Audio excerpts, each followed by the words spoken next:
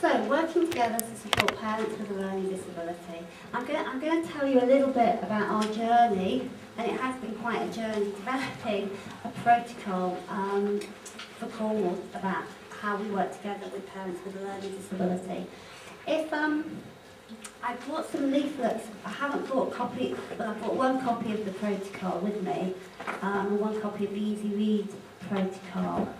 I do have lots of leaflets, so if anyone wants a leaflet about the protocol, you're willing to take one, and that's got the link where you can download it. And I suppose just to say, I'm not sure.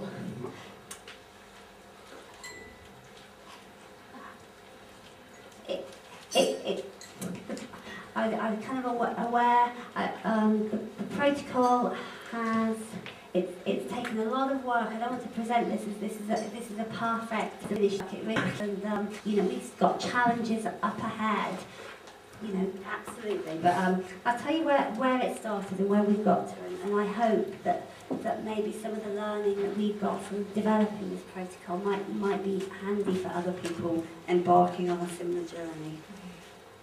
So, the Learning Disability Partnership Board in Cornwall requested that adult and children's services review and improve arrangements for supporting parents with a learning disability. And I think that was probably around 2009. That was before I was in post. There was also some work that took place doing a needs analysis. Somebody worked very hard at talking to lots of parents with disabilities in Cornwall to scope their needs. And from there, a working group of a range of representatives, health, voluntary sector, social care, began work on the protocol. And by 2010, I was in post, so I've been involved since then. So kind of 4 years on, it's now launched and it's written and it's on the websites. It's probably been finished probably by the beginning of this year, but it took a little bit of time to get launched together. And also some of the legislation kept changing, so we kept having to rewrite it. I'm going to skip through some of this because I know kind of Beth has the advantages of parents with the whole background that we want her in terms of this in Cornwall. I'm sure different to other parts that there was a high representative of parents with learning disabilities in care proceedings. So what we wanted to make sure that we were doing was making sure that we were offering early supports and trying to kind of alter those statistics. And again, I know Beth's covered this, so I'm just going to leave that. Probably, hopefully you can have it in your packs. We were well aware that some of the issues I think we're very lucky in Cornwall because we've had special parenting in place for 20 years, and also we've had some really good needs analysis data. Needs from public 255 families with an under 3-year-old who has a learning disability. And what to say is families, there's a 2 increase in their needs in the study. So those needs would be things like housing, children with access to mental care, domestic violence. Domestic violence was really high actually, I think it was nearly 50%. So actually we know that population has huge needs across all of the health and social care sectors. So what we wanted to do was to pull successively, meet the needs so that those family children could actually, you know, we could systematically offer something across Cornwall to try and reduce those social inequalities and those health inequalities. And this is the aim of our protocol. So it's to improve joint working, to support adults with a learning disability who are also parents in order to improve outcomes for vulnerable children and families.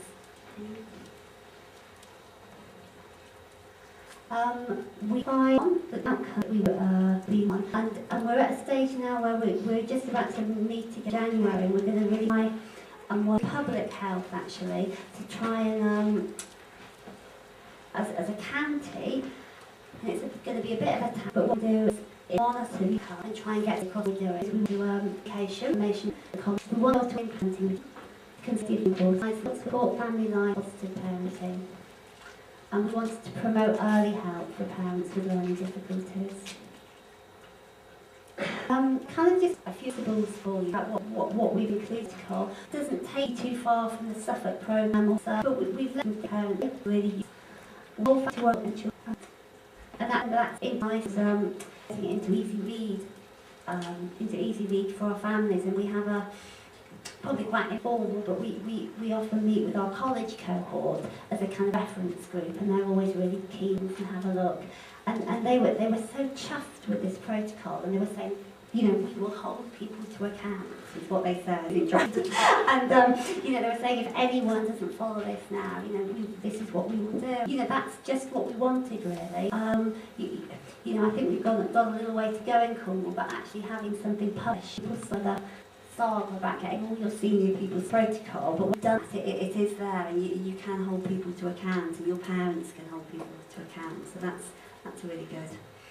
But anyway, just going back to the principle that their families and support should be provided to enable this wherever possible, and the well-being of children and families is best served by a multi-agency approach.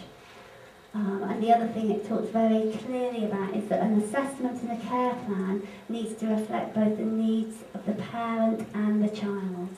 And at some point, you know, that we should be able to go back and audit that, and making sure that all of those kind of, you know, whether it's child in need plans or child protection plans, actually are reflecting the needs of the parent adequately as well. And similarly, that when we have parents and adult learning disabilities, and there's a package of care and they're a parent, that there's some thought and there's some reflection of the child's needs as well. So both of those need to take place. We embedded a preventative approach throughout the protocol. So, you know, saying that services need to understand that disabled parents are often reluctant to ask for services. We need to develop services and pathways and information to counter stereotypes, but to proactively reach out to parents. We've also talked about, and again it's written into the protocol, so in theory we've got something that we can go back and, you know, have some challenges over, that budgets and services should be flexible. And interrelated child and adult care needs to be met, there should be cost sharing, so that's written in. Early help and support. I mean, I've talked a little bit about this in terms of special parenting, but in terms of the broad approach in county, we've really been trying to tackle this. What we didn't want to happen, you know, I mean, our aim is for this not to happen again, for there to be a person in Cornwall who has a learning disability, who hits crisis with a little baby where they haven't been offered preventative support. So everything that we're doing at the moment is to really avoid that from happening.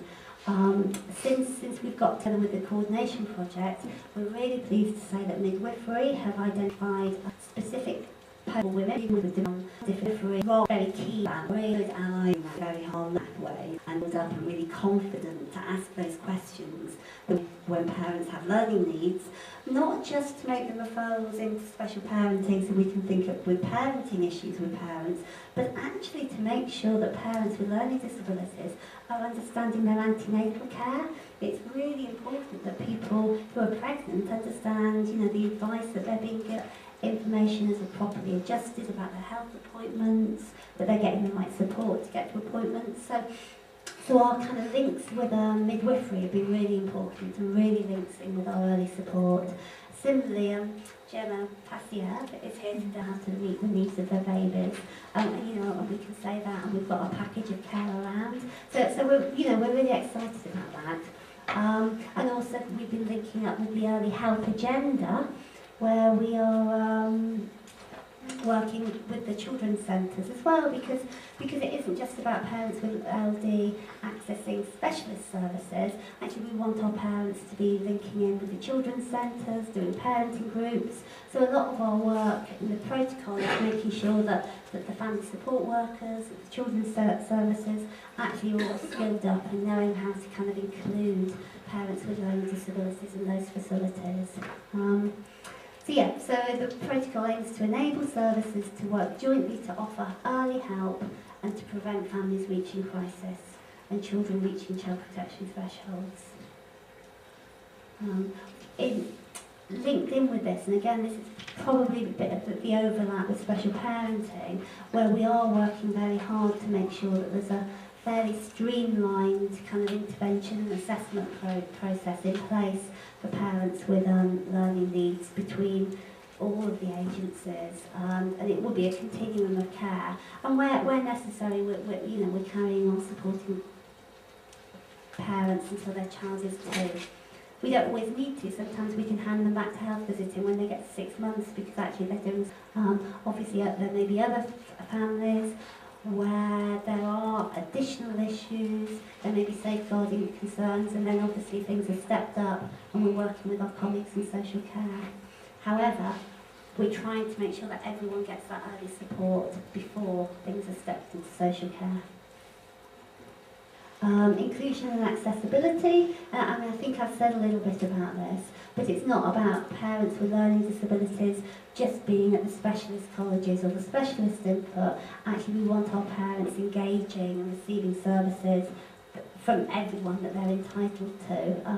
And again, it's thinking about dental care, hearing support. You know, are they accessing support for homework? It's across the age range of children, and it's really across all services actually. It's a huge number of people that we've had to liaise with and work with around this protocol. I think we've got a bit more work to do in education. That's kind of our next sort of push really, making sure that the parents of children with learning disabilities, of school-age children, are actually kind of getting the support that they need to help them kind of support their children to do well in school.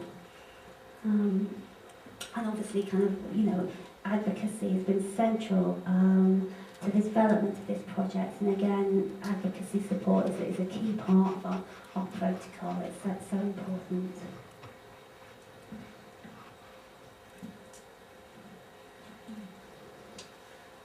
Key recommendations. These probably, I don't think there's much. And probably we shouldn't have lots of new things in our protocol. It should be, you know, consistent with the national guidelines, which I think it is. Accessible information and communication, clear and coordinated referral pathways.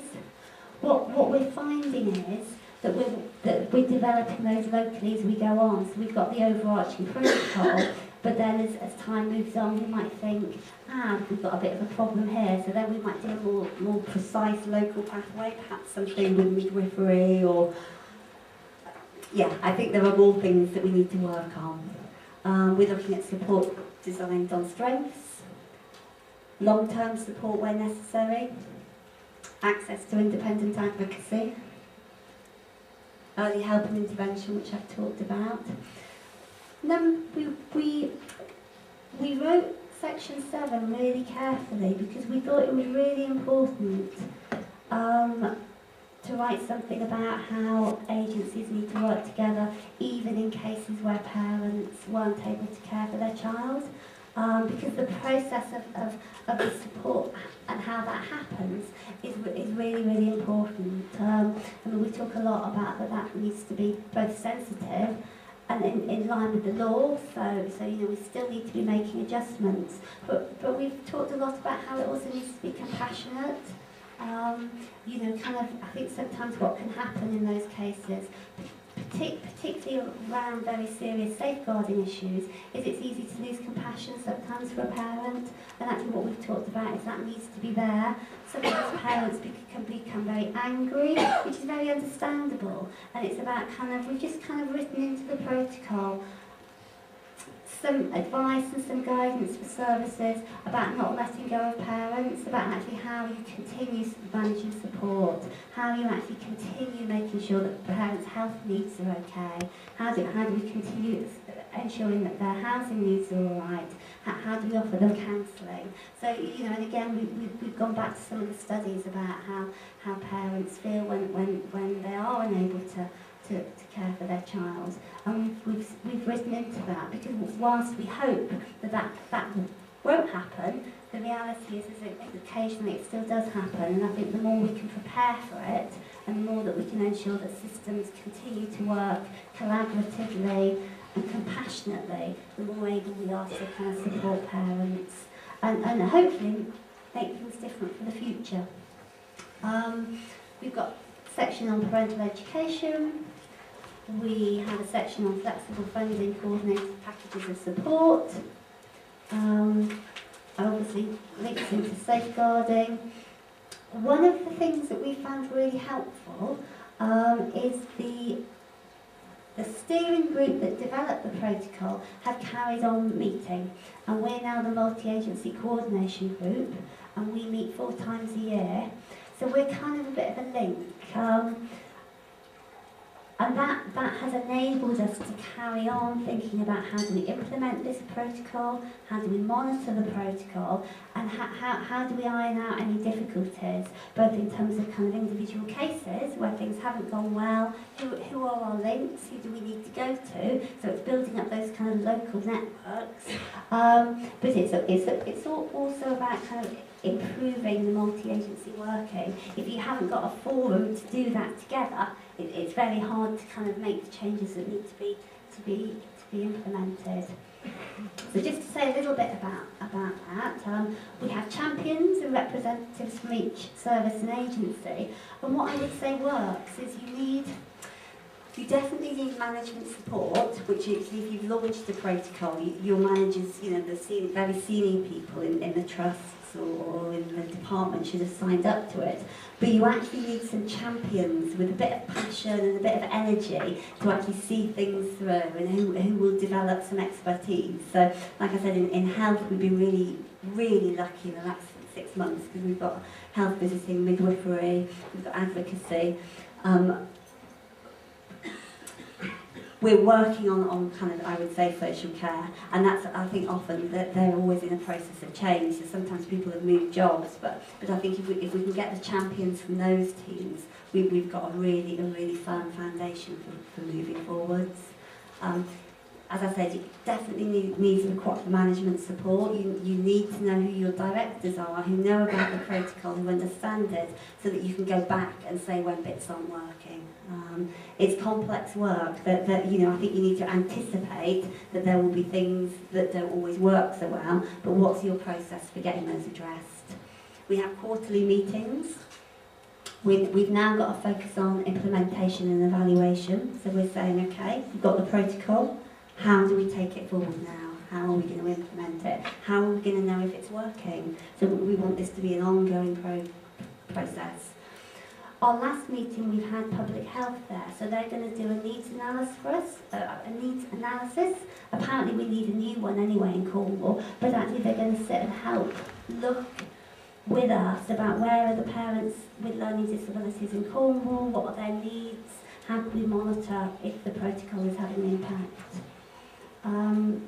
I would say that the coordination group is a great place for problem solving and service improvement. Most of the positive changes that have happened in the last 18 months have kind of been triggered from conversations in that forum. So we're constantly trying to improve joint working and local care plans, care pathways. We've had a successful launch, so that was kind of I would say a really nice day. We had all of our different partners there. We had parents there. Lots of sharing of information. We had the health promotion people there, and lots of just really useful links and meeting people who actually are contributing to services for parents with learning disabilities, or could be. So that was a nice sort of celebratory day. And I should say we're doing, we did some training in the afternoon, so we did big multi-agency training actually. 50 people signed up for it. We had a waiting list actually. So what we'll be doing now is 4 times a year we'll be doing multi-agency training on the protocol, but kind of doing all of the how to make adjustments, top tips for parenting. I'll be giving them all of your leaflets. So that's really how we want to keep the momentum going. And I would say, it's a space for difficult conversations sometimes about very complex work in complex systems. Some of the systems that we're trying to work with and pull together are very complicated, and we're in challenging times. Services have got struggling with cuts and budgets and reorganisations. So, you know, for me, it's really important that we can be coming together as a voice and keeping the needs of parents with learning disabilities on the agenda. And I mean, I think that probably says similar kind of things really about just how we're promoting joint working in Cornwall. We've got the coordination group, we're working on our care pathways. The joint agency protocol is now published so we can hold people to account. I've just added in, we've got signs of safety in Cornwall, which actually is a really useful framework. I think it's very family focused and it's visual, and that really helps a lot of our parents to kind of understand the safeguarding process. And as more and more people in Cornwall are being trained in signs of safety, I think that's kind of helping the multi-agency kind of safeguarding work, and all the professionals stay on the same page as well. So that's useful. And liaison posts, I've said that. I'm going to kind of hand over to my colleagues now, just to see if they want to say anything else about the protocol and their role.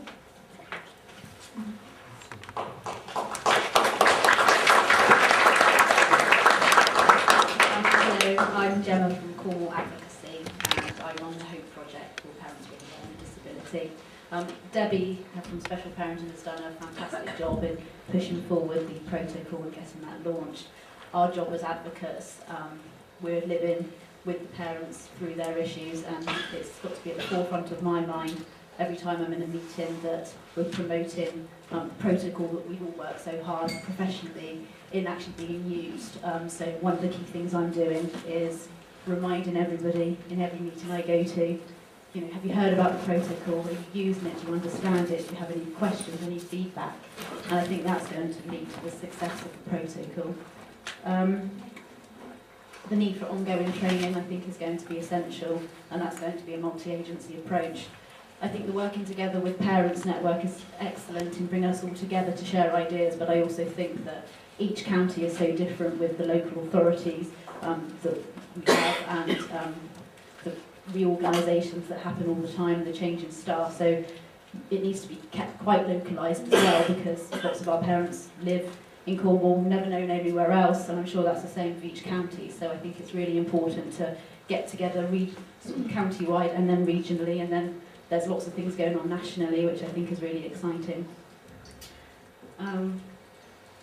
So as an advocate, it's just my kind of job, and I'm very proud to be able to support parents and have lots of direct experience and share with professionals the parents' voice. So it's been good to see other people here today from other advocacy charities around the county and the region.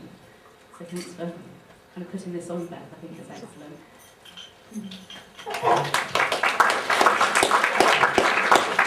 Hi, I'm Gemma, health visitor in Cornwall. Have we got any other health visitors here today? None. I'm the only one. It's quite an exciting time in Cornwall in health visiting at the moment. We've just had funding for 8 new posts, health visiting posts, whereby they are allocated a little bit of time each week in certain areas of vulnerability. So, for example, I'm the link for special parenting, working to support parents with learning disabilities. We have a health visitor who is there for domestic violence, one for perinatal mental health, one for travellers, and so on. There's 8 posts, so it's all very exciting.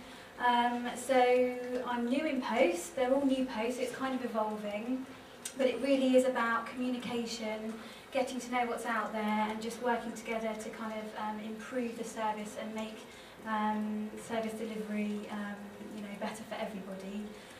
So yeah, it's come at a good time. The protocol has just been launched as I've joined, and also these specialist posts are recommended in the National Health Visiting Service Specification. So there's a sense that it's all kind of coming together. So it is a very exciting time. So yeah, excited.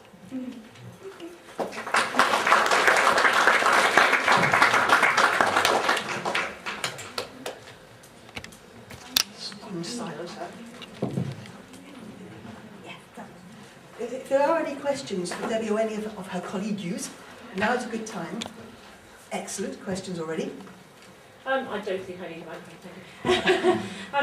I work in Dorset, and we've got a Dorset-wide protocol that Eddie's been involved in that hasn't formally been launched yet, but it's there. But we're aware that it's not necessarily being, I suppose it's not familiar yet all over the county. So what I'm trying to do is I'm trying to start small and sort of develop those links in a very local area, just in one bit of Dorset. So I'm at the process now sort of linking in with the key stakeholders, I suppose. And what I wondered is, what did you find, because you're much further on in the process, what did you find the individual services like health visitors and midwives and the children's social work team, whatever, what did you find they needed in order to sort of bring them into the process and kind of get it going and get people on board? Telling off sometimes. No. Joking. I think this has taken 4 years, Yeah. and I think sometimes you have a go and you're not really, whether it's the person is in post, but and it doesn't work out. So for some of the services, we've always had a really strong lead and people have been really signed up to it. Sometimes it does take 1 or 2 attempts. You know, we might have somebody sending a link and then it kind of filters off. So to be honest with you, I think it's persistence, but it's also keeping an eye on what's happening kind of strategically. So it's like, early help agenda, that's really important, and then linking in. So how can I put it? Knowing what other guidance is around for other services. Mm-hmm. You know, there were some, for instance, midwifery, kind of following a case. I kind of read up on their guidelines. Actually, there's some very clear midwifery guidelines around supporting parents with learning disabilities. So actually, let's build on that. Let's have some conversations. So I think you need to kind of use your guidance and be that mosquito perhaps, just having a go. But then when you get somebody who is interested, sort of hang on to them, kind of, invite them in and just build on it. But it does take a while, and sometimes you have some false leads, but keep building on the interest you've got. Well, I have to say, my initial feedback as I've approached services has been really positive. Good. The feeling is that people want to work together. Yeah. Some of it's around the practicalities of actually trying to find venues and trying to find dates and all that sort of stuff. Yeah. But I think there's certainly the willingness there to do it. Yeah. Can I come back to you? Yeah. Obviously, Dorset Advocacy had a 2-year project. Yeah. There's a large ask for 2 years to actually embed it. There's still ongoing talks with implementing and adopting and then embedding. On the point of midwifery and health visitors, I talked to the annual conference only last year of 600 health visitors and midwives and got key contacts through them. Right. But if you wanted to pursue independently, obviously Dorset Advocacy will. Yeah. But we have already got links there Brilliant. from that initial link. Yeah. Because we obviously have helped us from working with. Yeah. That'd be great. Thank you. Yeah. No, I mean, people have generally been really positive, but I think it's just knowing that organisations have got their own change process. So I think it's more than that, catching people and then pulling them back in and just being persistent really with it. Yeah. Thank you.